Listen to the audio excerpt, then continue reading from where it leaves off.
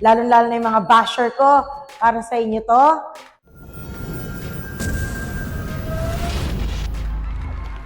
Hello Clash Nation! This is Tom B. Romulo from The Clash Season 2 na nagbabalik po sa The Clash Arena 2025.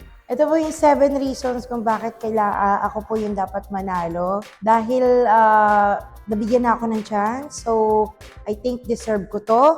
2, babawi ako. 3, para sa mama at papa ko even though na hindi ko na sila kapiling. 4, pwedeng pang ipakita na hindi ko naipakita noon. And 5, alam ko na mapagtatagumpayan ko to. 6, para po sa mga lahat na nanlait sa akin, lalo-lalo na yung mga basher ko, para sa inyo to.